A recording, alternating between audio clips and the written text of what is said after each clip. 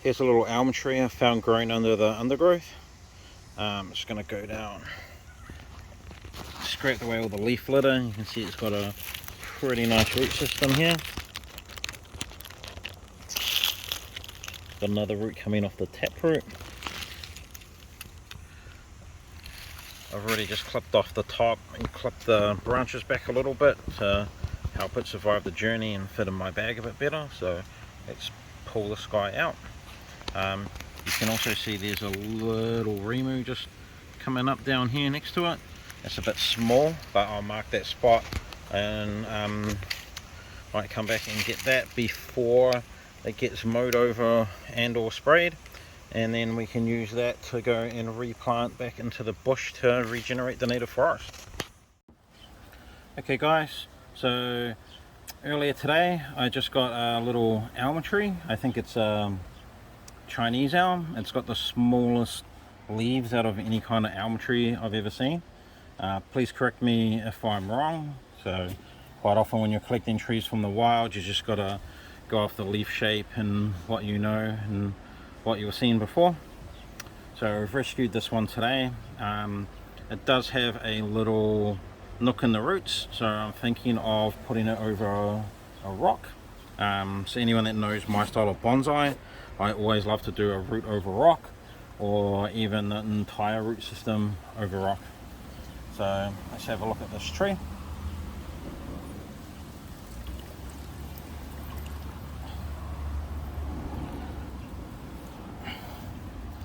Okay, so whenever you're collecting Yumadori, you always want to make sure you keep the roots wet. And you can see that's still a dripping cloth. I keep those cloths in my bag when I'm going out and I know I'm going to collect Yumadori.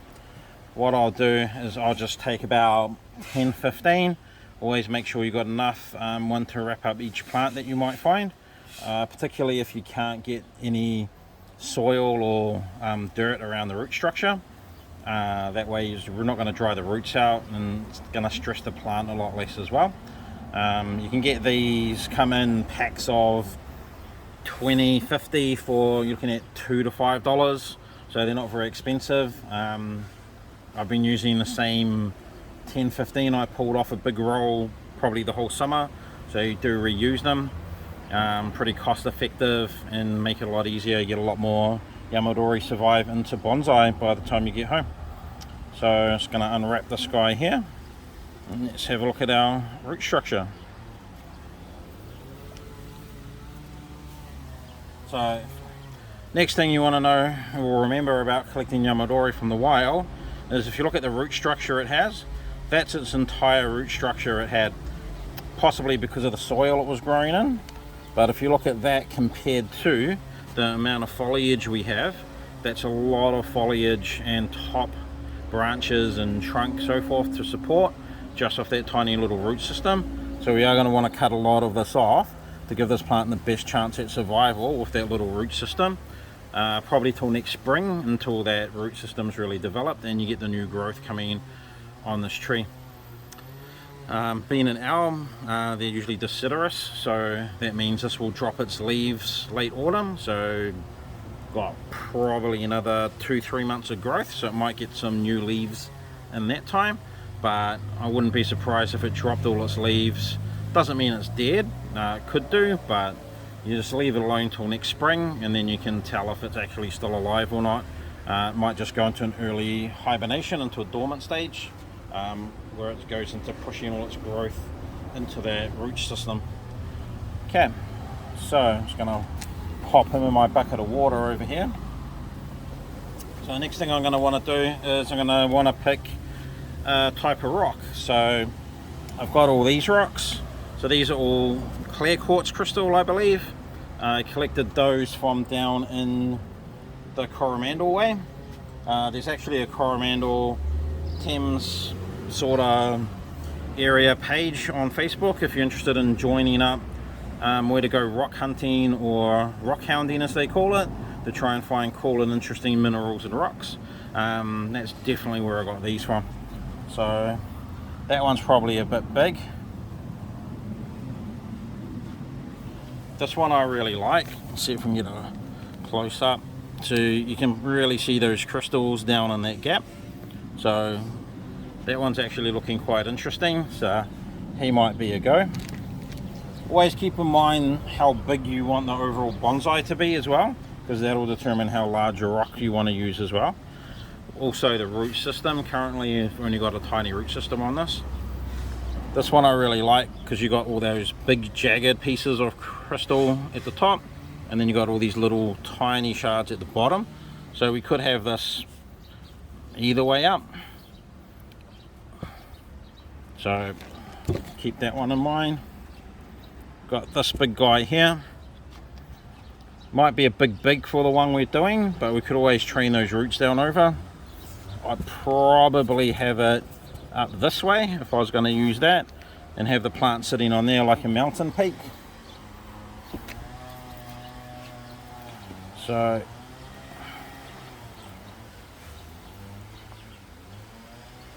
that will look something like that, and these will grow down into the soil.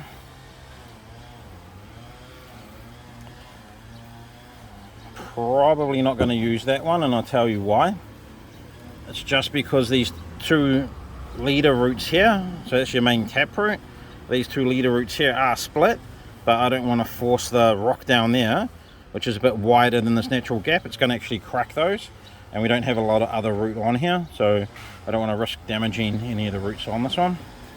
So let's try this one. This one's quite interesting. The top of this is naturally rounded as well, so you can see these roots are going to fit across this narrow band without being stretched out of shape, and that's going to fit on there quite nicely. So I think I'm going to actually use that one. So I'm going to pop this tree back in the water. Let's remove this rock for a sec. So what we're going to be using, a lot of people use wire, which is definitely the traditional way of doing it. I don't like using wire because it bites into the roots as they're growing, and we're not going to get to check this for a long time. So it's not like when you wire up a trunk or a branch where you can go out and visibly inspect it every day to make sure it's not growing too much and the wire's not cutting in. Next best choice is cable ties. They won't bite in as much as what a wire will do, and you can leave them a little bit looser than what you need as well, so it's got a bit of growing room. If you are using cable ties, the thicker the cable tie the better, because the less biting in it'll do and the less overall noticeable it'll be on the main tree. But my choice is actually some fat rubber bands. Get these from Warehouse Stationery. You're looking at $20 for a pack of about 1,000, so they're not very expensive. So that's what I'm going to use today. The other thing we're going to do is, once we've wrapped the roots up where we want them to be, is we're going to cover them in some sphagnum moss. That's just going to help keep the moisture around the roots, stop them from drying out and going into shock. Most of the professional bonsai will actually use sphagnum moss for air layering. The other thing they'll use it for is bonsai rescue. So if you've got a bonsai in distress and you don't know what's wrong with it, it's overwatering, underwatering, you're quite new, you're not sure which one it could be, a lot of them, what they'll do is they'll just pull it out of its pot and then put it into a bigger bucket or bigger pot full of sphagnum moss until it's come back to life. And that's a good tip for you guys. So we're going to be putting some of that around the roots. And then finally, we want these roots to be growing down and not out. So it's the opposite of when we're doing a normal bonsai. So when we're doing a normal bonsai, we want the roots to grow out so it can go in a pot and not down, because the pot's quite shallow. But in this case, we want them to grow down the rock until they hit the bottom of the soil, and then they're going to grow out into the soil, and then that's when we want them to be splayed out. So what I'd normally do is about 4 or 5 centimeters under the soil is I'll plant an ice cream lid or an old piece of plate or something, tile, something like that, just so when they do get down to that depth, they then spray out and they don't continue going down. Okay, so the next thing you're going to want is just a little bit of weed mat. So What you don't want to get is the plastic woven stuff. So this is the non-woven fabric. Get a close-up look. Got all these little tiny micro pores for water and nutrients to get through and gas exchange. But what it's not going to do is it's not going to let the roots grow through because it doesn't have any little holes or slits for those to get through. Okay, so let's get planting. So I think we decided we're going to use this rock here. So let's get our plant back out of the water, and pretty much all we're going to do is place this on just where it's going to naturally sit without putting too much pressure on these roots here, because again I don't want them splitting. The bottom of the root, the main root, is going to end up being part of the trunk. That doesn't have to be sitting down flush with this, because what will happen is as it gets bigger, that's actually going to grow in diameter in both directions, and then that can end up sitting flush on there by itself. But if we can get him about there, I reckon.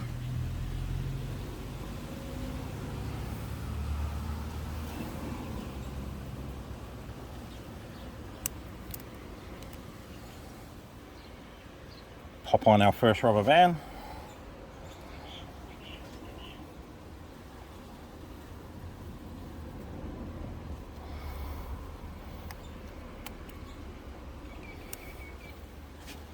So these rubber bands are just going to help to hold it in place, and again we don't want it on too tight because I don't want to stress or break these roots up here. Now this root we do want to wrap back around this way.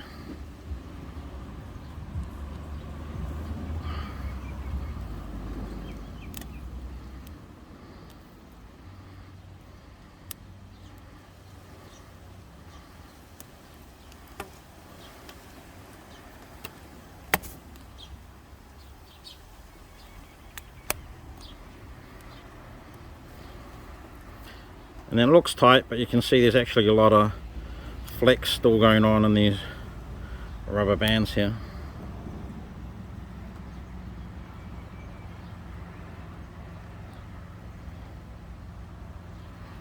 Now you're not going to have to worry about these ones because these are going to get held down by the weed mat.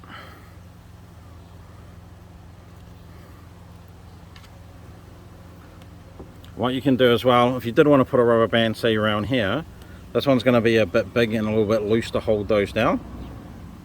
So what I found is you just tie a knot in the rubber band.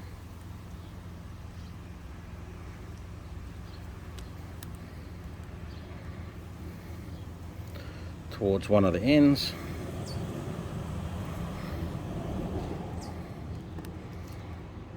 Or you could use a smaller rubber band if you had one. And then we've now got that smaller band there. So if you did want to,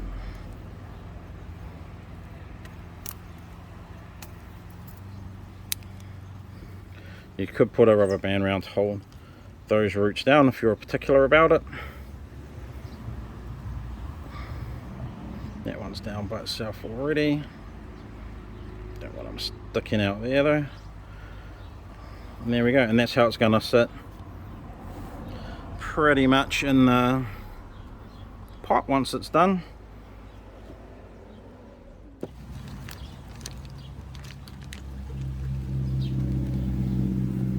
So we're going to place some of this sphagnum moss around the rock and roots, and that's just going to stop them from drying out in between waterings. It's also going to stop them de-stressing, and this will naturally rot down into soil. So it's a really good thing to have. It's $12 for a big bag from Bunnings. This particular one has seaweed in it, just as a little booster. I found that really helps the plants over the standard without the seaweed. And then we're just going to wrap this whole rock up in this weed mat we've got here.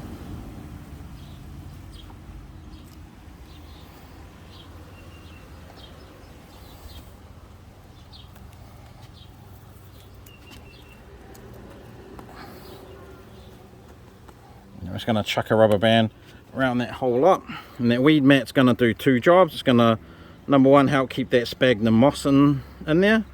The second thing it's going to do is it's going to stop the roots from growing out and direct them down to the soil, which is where we actually want all the feeder roots to end up.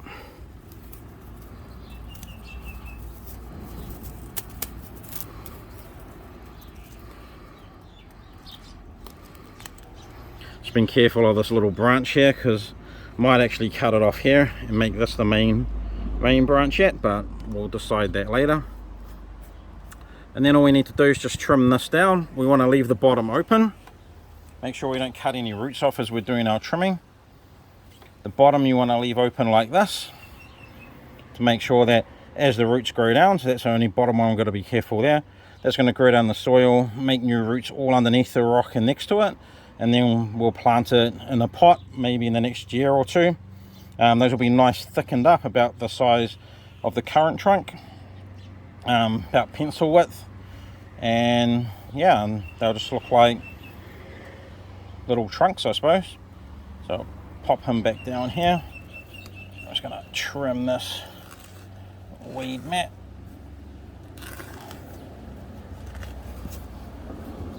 Because we don't need all of that.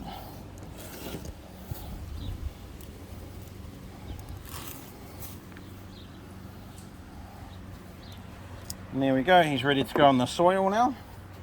One thing I'm going to do first is we're just going to cut off some of this top growth.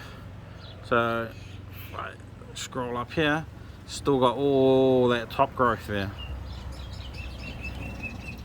But again, we don't want all that on our final product. The other thing as well is we don't want to be trying to support that big network of top growth on those tiny roots until next year. So I'm actually going to make a cut about here, and we're going to get rid of, so that's how much top growth we took off, which is about half.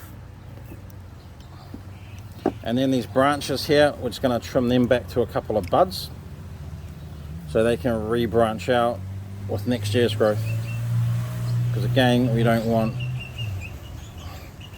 all of this growth on here. But if we go back to just the next bud cut, we can preserve some of that nice branch structure that the tree already had. It'll help give it that aged look. And this branch here has got a little bit dead wood here. Just going to snip that off as well. And there we go, that's going to be ready to plant in the soil as is. You can also, if you did want to do any wiring, I'd leave it because it's on the rock right now, but you could also, you know, bend your trunk around and shape it how you would like. I'm actually just going to put this in the ground how it is, and just let it grow naturally, and then look at doing some wiring next season, once those roots are a bit more stable. I don't want to pull them off how I've shaped them around that rock at the moment. Okay, I'll chuck that in the ground, and I'll see you guys next spring.